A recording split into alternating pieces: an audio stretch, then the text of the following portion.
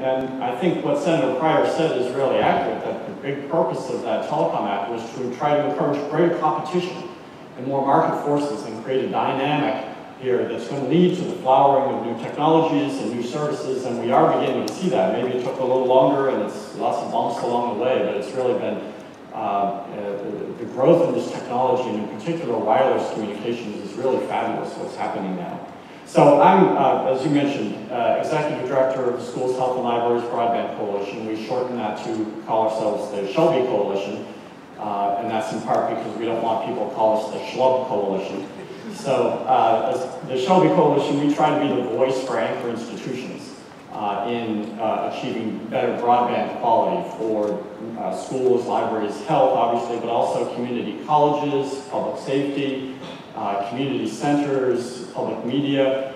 Any organization in a community that is aggregating traffic often gets overlooked in terms of their broadband needs. So our mission is to try to explain why these anchor institutions need better broadband capabilities that are sometimes not given enough attention. So Jonathan asked me to speak in particular about the needs of education in wireless in rural areas, and there are some interesting things going on, interesting trends in education that I think are directly relevant here that impact the value that wireless can play for education. So a first trend is learning on the go, right? No longer is education confined to the classroom.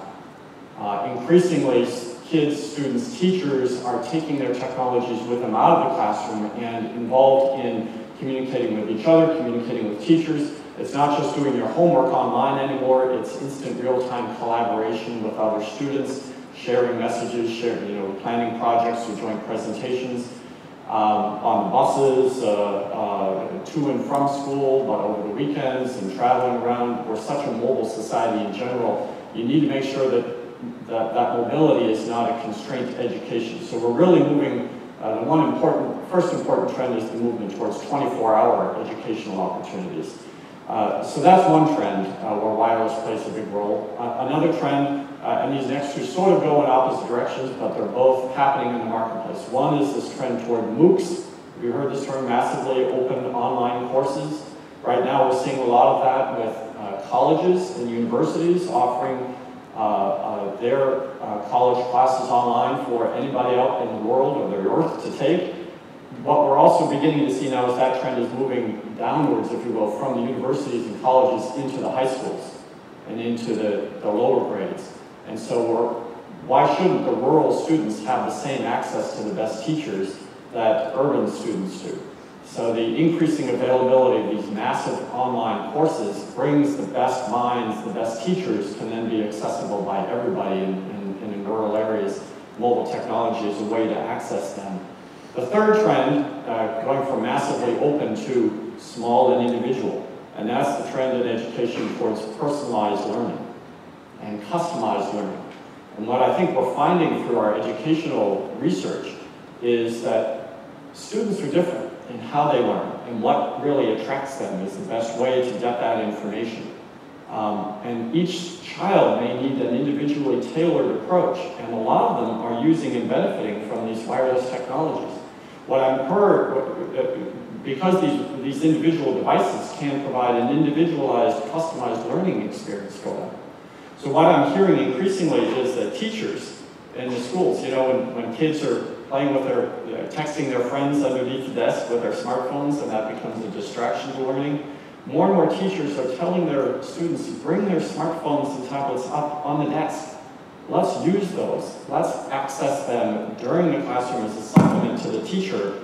And in fact, the teachers are increasingly becoming not just teachers, but facilitators of a learning experience, because they're increasingly incorporating the technology into their classroom training and into their lectures and their interactivity. And this is a way to provide another way to engage students so that their learning and educational experience becomes more real for them. So this is one of the trends. The FCC has tried to recognize this a little bit with this new pilot that they started a couple of years ago, these learning on the go pilot wireless programs. So the FCC provided a little bit of funding through the E-rate system for 20 trial projects that are currently underway. We don't have the results of those trials yet, so we don't know. We're expected to hear later this year on how those wireless projects are going, but that could open up a new branch or new opportunities for additional wireless support from the FCC. In the course of preparing our comments, I tried to do a little bit of additional research, and I came across this really nice article, which I recommend, a real research study, called Using Mobile Phones to Improve Educational Outcomes, an Analysis of Evidence from Asia. And one of the interesting, so they looked at 6 different pilot projects in lesser developing countries, and how they are increasingly using wireless technologies to improve education. And one of the interesting things is, do they have the potential to bypass or overcome the United States? Because there's very little landline infrastructure in these countries, and increasingly they need to devote resources, and the mobile is the cheapest, most accessible way to reach these students in outlying areas. And one of the things that they talk about here is there's a way of looking at access to education in 2 ways, mobile access to education and learning, they call it. One is to say, okay, one goal is to eliminate the haves and the have-nots, right? So just provide everybody with access to basic education through your mobile device. And that is succeeding. The other part, though, that is really, I think, rich for the future is how do we use these mobile devices for new learning, personalized learning? How can we take advantage of new applications to supplement what the teacher is doing? And actually, the John Deere examples of the technology and what Senator Pryor talked about with developing new applications for agriculture, we'd love to see the same kinds of things happening with education. That ingenuity and innovation of learning apps for education still hasn't come yet, and that's one of the things that this study talks about, is that that's still a very fruitful area of growth that we really haven't tapped yet. That's a huge potential demand for using mobile technologies in education in the future. So my last point, and then I'll end hopefully with a few minutes left for questions. I did want to take mention of the current, most recent announcement by President Obama on the Connect Ed initiative that you mentioned in your earlier remarks, because this is another exciting development from our perspective. The President has said that we need to have a minimum of 100 megabits per second quality of broadband in every school, leading up to 1 gigabit in every school. The program that he announced also includes libraries. So it's really a school and library program. And now, just a couple of days ago, on Friday, the FCC took the next step of launching its E-rate reform initiative. I really commend your attention to these developments, because this could be the next way to reform the E-rate program and provide greater funding to advance the broadband capabilities for schools and libraries. And if I could just address one strain of thought out there that I think is not going in the right direction. There is one strain of thought that would say, why do we need the E-rate program anymore? 99% of schools and libraries are already connected, goes this line of thinking. We don't need E-rate anymore. That couldn't be farther from what's really good for America. What we need to focus on now is not whether you are connected or not. I would submit that's not the right question anymore. The question increasingly is becoming the quality of the connection that you have. And this is true for wireline and wireless. Across the board, whatever technology and bandwidth you had 5 years ago is not good enough today. And whatever bandwidth you have today is not going to be good enough 5 years from now. We need to keep investing in the new technologies to make our technologies and our bandwidth future-proof, so that we can continue to develop the educational applications that are going to make our country stronger, make our kids more accessible, and have the skills that they need to compete in the 21st century.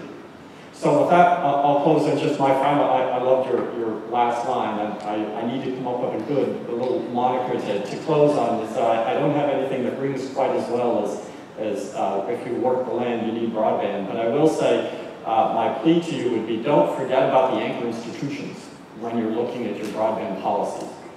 From our view, anchor institutions are like the third leg of the stool of a healthy community. You need agriculture and other businesses.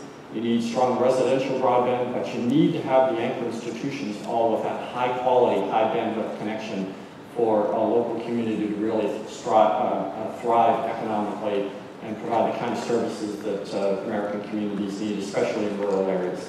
So, Jonathan, thank you very much. Thank you.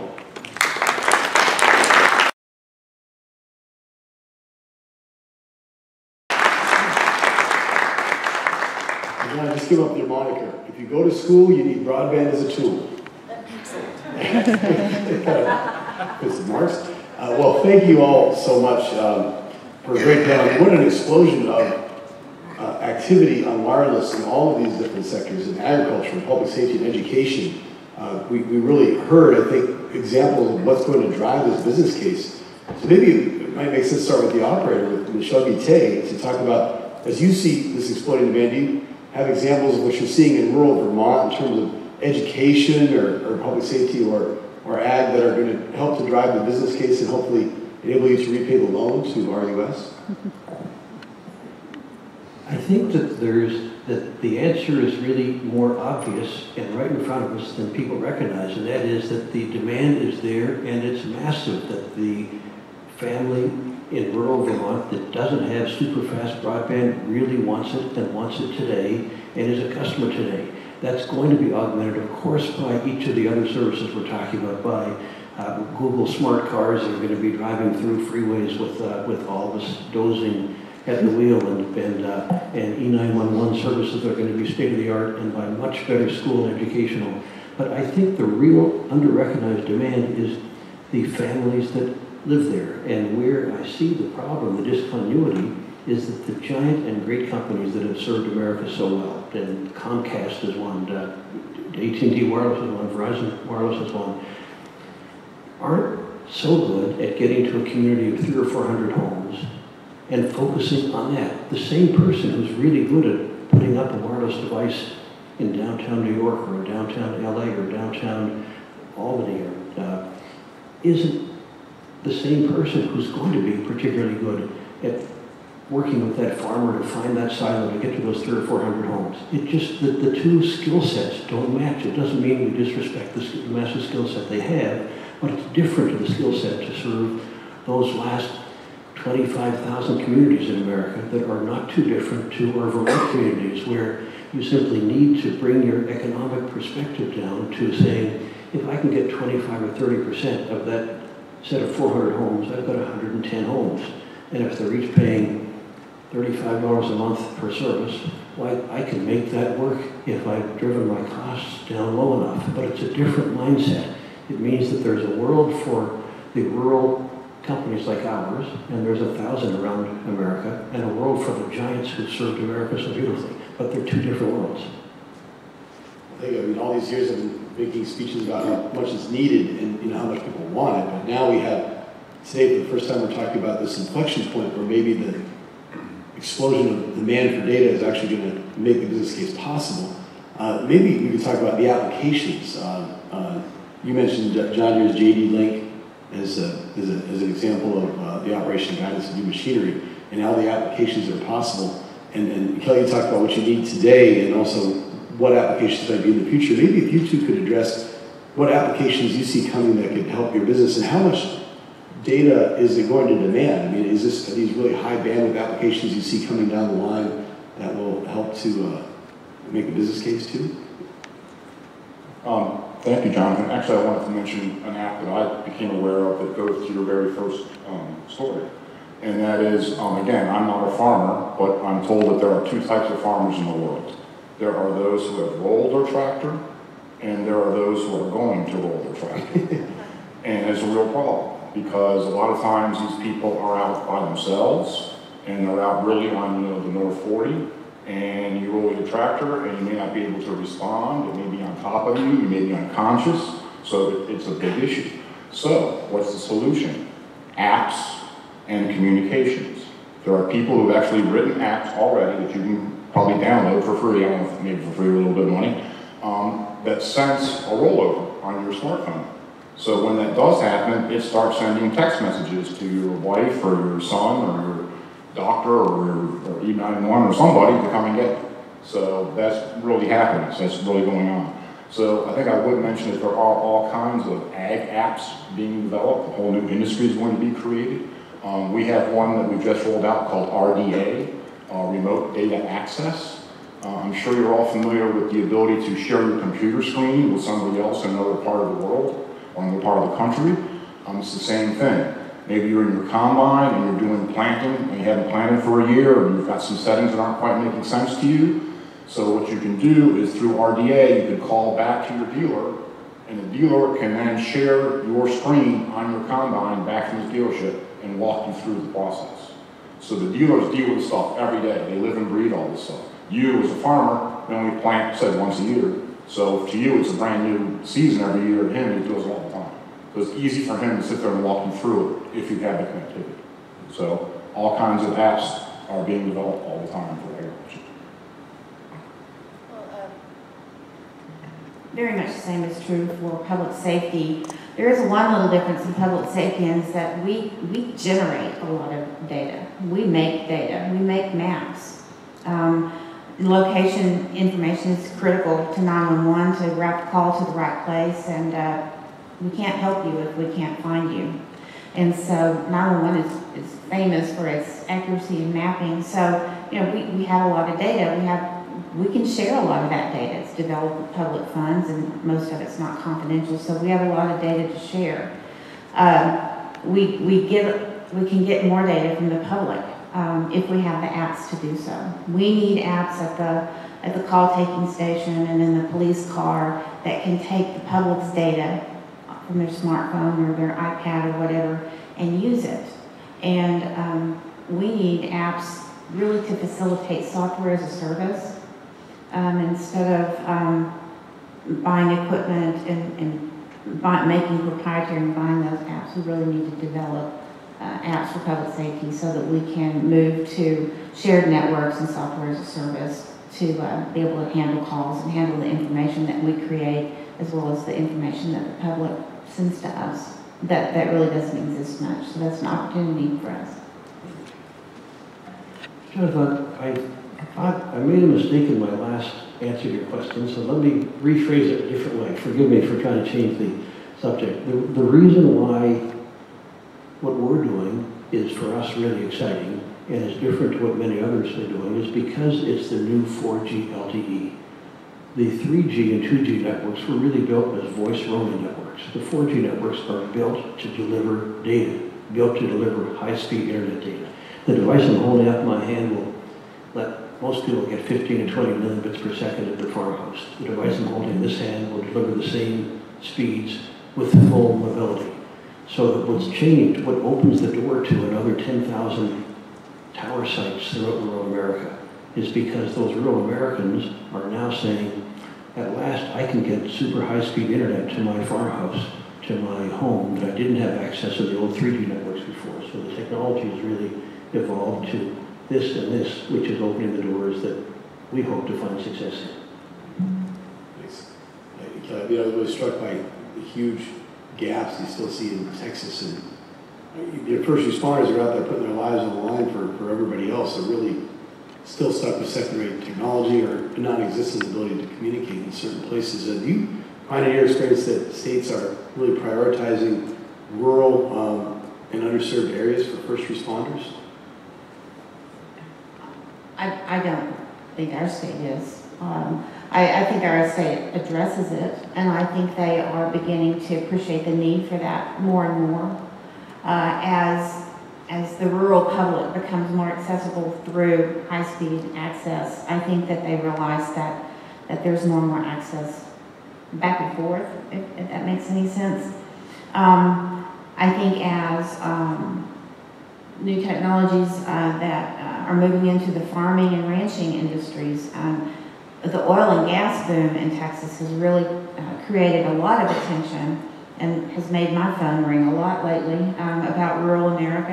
And these very large oil and gas producers are in very rural areas and are shocked when there's not 911 service and there's not access to public safety. We have one county that the first responders have to get their calls transferred to them on their personal cell phones. And their cell phone carrier is getting out of that market because there's not many people that subscribe there. And so it's a big problem for them. So there's a lot of issues that I think are getting industry's attention, and hopefully if it gets industry's attention and the telecommunication businesses' attention, maybe it will get the attention of the leadership in Texas. Well, thanks for being here to help put that, underline that point. We can open up to the audience and see if you have any thoughts or questions you want to share with the panel. I have one for Mark. You had an astonishing slide number 19 there. It showed the amount of usage of data, and I don't know if it's possible to bring it up, but it had a scale on the right-hand side, and it shows it going up vertically. And I just wanted to amplify what that scale said. It said petabyte. Now, a petabyte is actually 1,000 terabytes, right? And so they were showing that graphic shows the amount of data growth there, and it's growing in petabytes. So I just wanted to amplify for everybody here that this is not megabits or kilobits per second or what you're used to. This is an astonishing amount of data being driven there by that machinery there. Thank you for that comment. Maybe amplify that a little bit. We didn't really get a chance to get into precision agriculture in great detail here, but one of the things that we're able to do because of GPS is basically create a yield map of your field down to the square meter.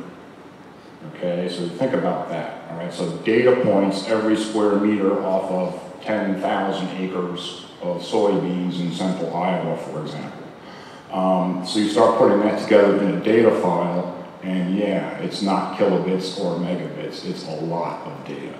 But that information is extremely important because that's your yield data, and then that again will drive your planning approach in the spring. So it's all about data.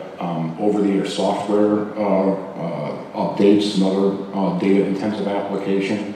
Whatever you've seen already go on in the cellular commercial world you're already familiar with, the same thing's going to happen in agriculture.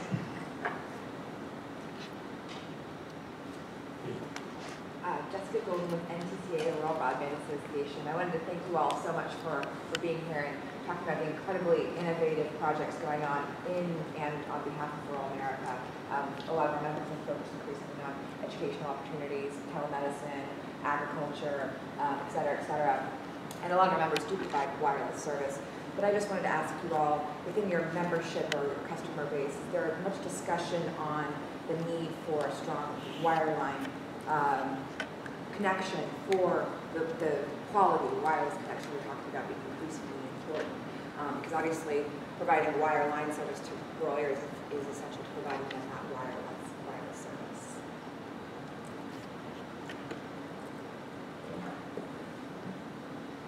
Well, because we think like an old-fashioned phone company, to us the wireline connection is central to our whole life. So we think that of course it's fabulous, we love it.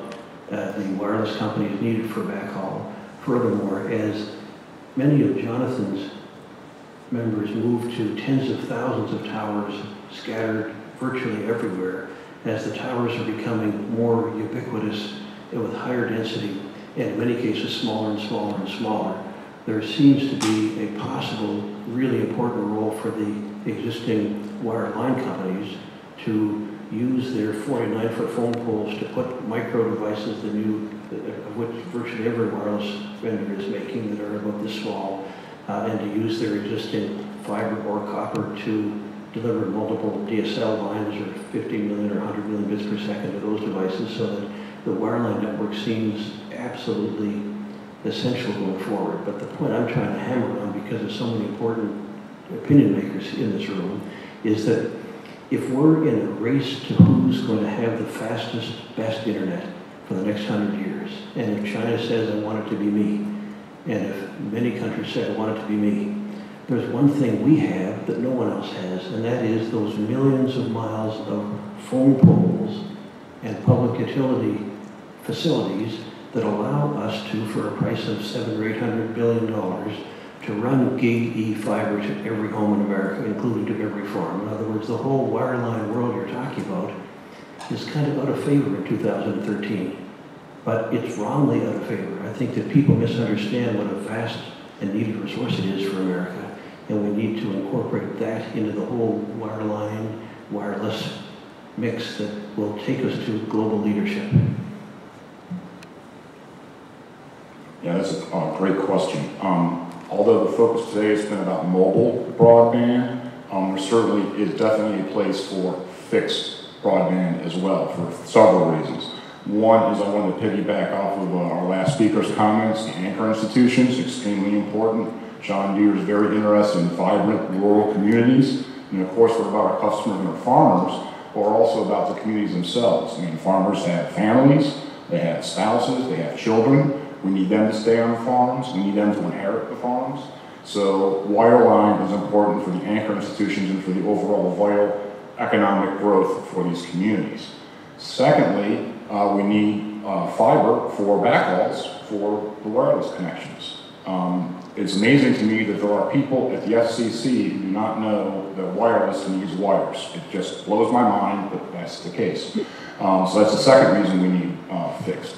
The third one would be that as wonderful as mobile broadband is, and as wonderful as all your smartphones are, there is a limit to how much data you can really push through a mobile device. So there's always going to be a need in some locations for massive amounts of bandwidth that can only be brought by wireline. So my point is that they are not mutually exclusive. They are very much complementary, and we need both. It is not an either-or proposition. I can just second all of that. From our perspective, wireless and wireline work hand in glove. The anchor institution's need is for higher bandwidth than they have today, and that could be either wireless or wireline, or usually both. They're both needed. We're technology neutral. We just need the bandwidth in order to develop these new next generation applications. By the way, I didn't get a chance to say who our membership is in the SHLB Coalition. Just briefly, we have a mix of obviously schools and libraries, but also we have broadband providers, wireless and wireline broadband providers. We also have some state broadband mapping organizations. We have public interest organizations, and we're supported by the Gates Foundation.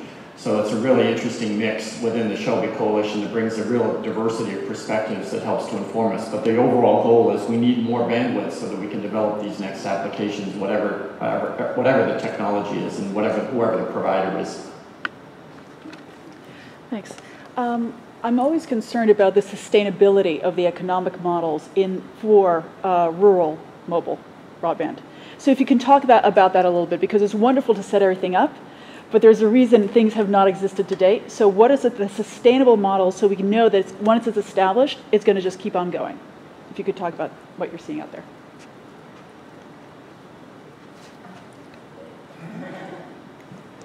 It's a really good question. But to answer it, it almost seems like I'm criticizing the giants, and I don't mean to, because they've been kind to us, we've learned from them, they've shared their data with us. But if you think like a giant wireless company that have been so innovative in America, you think of urban towers, urban rental costs, urban backhaul costs, urban maintenance costs, the whole world of 2G, 3G, and 4G. There really is a different model when you go to a silo with 400 people and you have your own fiber to that silo and you put in an Ericsson 4G radio and you put in a device like this and like this at the home. The ongoing operating monthly costs can be about 25 or 28% what the average costs are for those giant existing towers. So will that much lower cost model be enough to be sustainable? I don't know. You're absolutely right to bring it up. That's the fundamental question that faces us. Our friends at some of the giant companies say, it just can't work. Why don't you sell your network to us? It just can't work. And they may be right. They're speaking as friends, and they are friends. But we say we think it can work and it will work, and we're in the process of trying to prove it. Just one quick follow-up to that. I think it's a great point. I mean, obviously the way to sustainability is keeping your operating costs low and your capital expenditures up front low, so that in turn keeps your ongoing debt service low. What's kind of the role of shared infrastructure now? We talked about this a little bit. Take the first step, for example. We have $7 billion a lot of people saying that's not enough. The law actually requires that you use existing infrastructure. And in rural areas where it's already difficult to make the business case, you can't afford to have separate infrastructure for different folks. How do you think shared infrastructure will help make the business model more sustainable from all of your perspectives, or will it? Sure, Kelly. Martin, Michelle.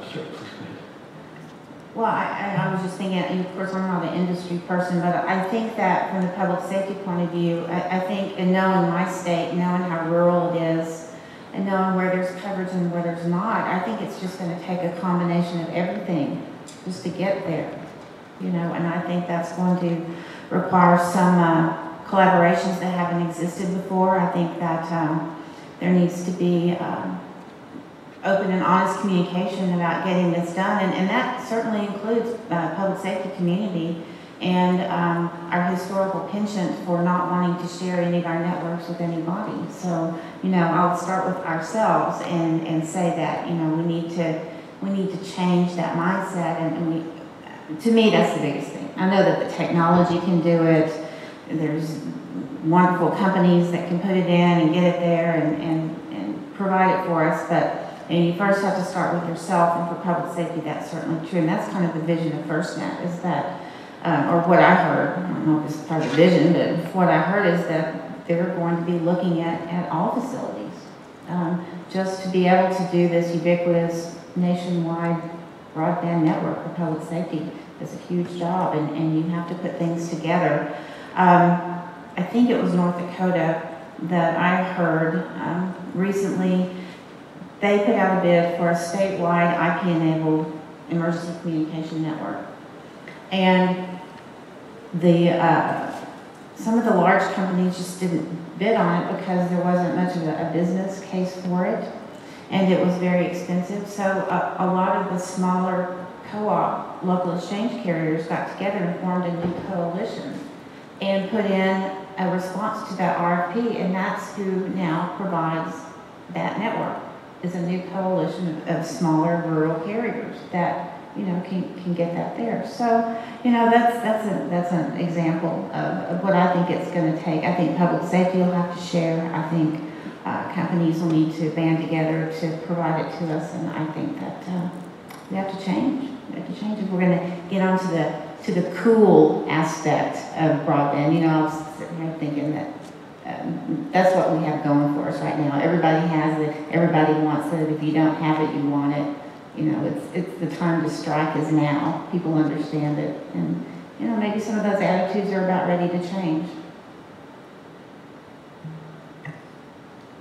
Jonathan, it's really an absolutely key question that you bring up. If there was a mechanism so that the network we're building, which we had to pick, is it going to be, is it going to look like an AT&T network, or AT&T silo, or is it going to look like a Verizon silo, or a Sprint silo, or a T-Mobile silo? You pick the silo you're imitating, and that's the only place you can roam, that's the only company you can really partner with. It's not quite that so, but it's 85% true. If there was a mechanism that the FCC was sympathetic to, where there was more interoperability between devices and between spectrum, it would make it much easier and a more successful financial model for 1,000 other companies like us to build devices, to build little towers, to build facilities in a community of 200 or 300 people, where the revenues from multiple carriers for roaming, for usage, could all be shared. But we've got $100 million of our own capital invested. We're serious about our survival, and we don't really see in the foreseeable future much help from the FCC in some of these categories. But if those policies could change, of course it would be marvelous. We think there really is a role for simple rural companies focusing on rural communities with their costs low, simply selling services of the kind we're selling to compete against giants, not because the giants couldn't crush us by coming into those same villages, but because the giants don't see that application of their capital as particularly attractive. So we see a huge amount of rural demand out there that's going to keep growing. the thousands of % demand growth in data that you're seeing from cities and around the world is simultaneously going to be happening in rural Vermont and eastern Washington and rural Arkansas and the like. And for those who want to focus in that small market, it really can and will work. Yeah, if I could just also answer both of your questions. The SHLB Coalition is a big believer in the virtues of shared networks. Because economically, if you want to get these networks deployed and be successful, often you want to serve as many customers as possible and bring them onto that network. The National Broadband Plan, in fact, talked a lot about the virtues of aggregation and bringing parties together, sharing the same network resources as the most cost-efficient way. I've also had a conversation actually at one of the Broadband Communities Conference with a fellow who was saying, obviously a build it and they will come philosophy is not the right way to go. And he suggested really the best approach is a success-based build. You want to target who your market is and go after those customers. I think community anchor institutions fit very nicely into that because they already aggregate a lot of traffic. But in addition, we learned from the Danville fiber experiment. Now, this is a fiber network, but when they got that money to build a comprehensive network, they started by bringing together the schools plus the health community.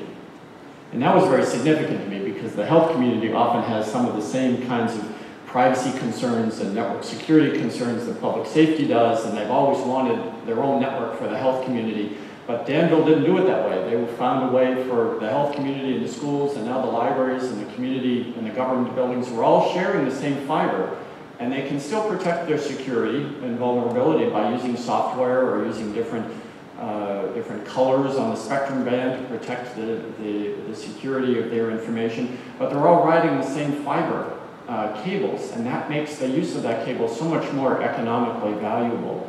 And so the same thing applies to spectrum. I'm really pleased to hear you say that about public safety too, because it's not a technology reason that keeps people apart using disparate, separate networks. It's a mindset, it's a culture. And if we can change the culture to match the technology, we could encourage a lot more sharing and make a lot of these networks more economically viable and sustainable. Well put. Maybe Michelle, you want to We talk to AT&T, to Verizon, to T-Mobile, to Sprint, to all the giants out there, as well as to Comcast and Time Warner and the like.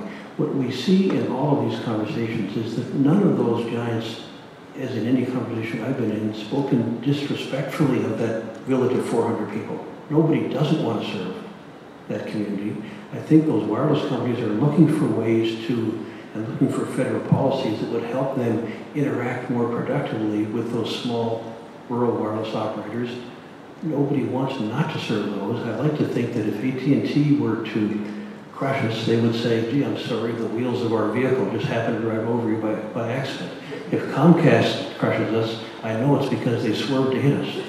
And so I think that it's really important to look at the opportunity we all have here with the wireless giants, where they're looking for ways, they're looking for solutions where they can interact for these rural areas. They don't seek not to serve that. Their goals are the same as everyone's in this room. And I think there's a role for smaller companies to work with them, but it needs a lot of cooperative policy making. Well, thank you, and we promise to let you all go. Thank you all for your interest in rural wireless broadband, for being here today. Let's give a round of applause to our outstanding panel.